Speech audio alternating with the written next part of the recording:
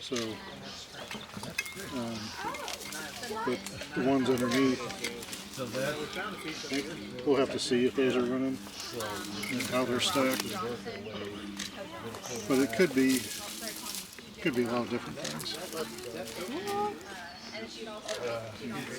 It could still be all the way into the wall. Yeah, you know, I've seen totally different type of site that I've seen.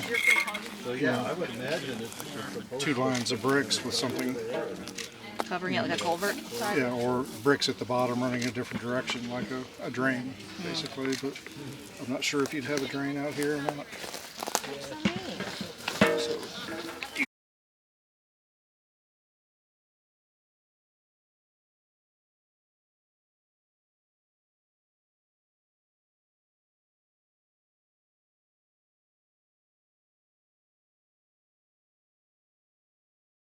I'm Carl Drexler, I'm the dig director, and standing here next to something that we really didn't expect to be here. We knew this was a Caddo salt making site, so we expected to find the bowls and the jars that they would have used to make salt back 500 years ago.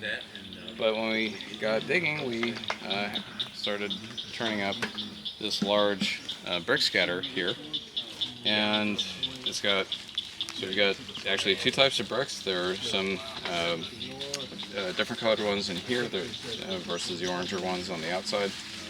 And what we think this is a salt furnace that dates as early as 1832. We've got a second unit open up here where we're going to try to chase out more of the alignment to it.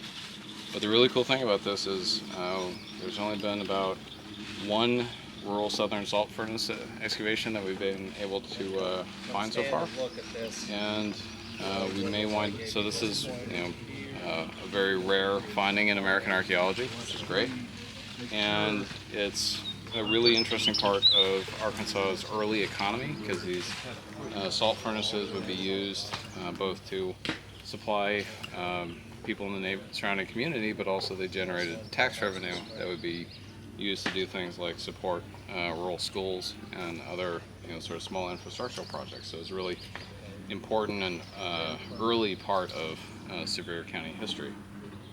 We've got these pieces right here are actually made of iron, had a magnet stuck to them. I think those are part of the firebox that would have been here, and then we would have had going down this way for another probably 6 to 8 meters, so about 20 feet or so. Basically brick walls, probably continuations of these portions on the side, and you had big cast iron kettles, and the heat would have been drawn underneath into a chimney stack at the end, and then you'd have people filling those kettles, and the heat would cause the water to evaporate, and you sort of, as it got, the kettles would get smaller in size as you went down, and so you'd pour the increasingly thick brine from one kettle to the next, and you'd wind up with a cake of salt at the end. And so we expect we're going to have basically some sort of long brick walls going off that direction towards the salt marsh. And we really didn't expect that to be here. Actually, in looking at the 84 or through 86 dig maps, we actually had the headquarters tent was set here. No one seemed to know that it was here at the time, so this was a real surprise, a real neat addition to the landscape of the site, because this is basically the same kind of salt reduction that's being done over here with very different technology. So you got the pre-contact Caddo stuff, and then the 19th century technology sort of right next to each other. And that's really cool.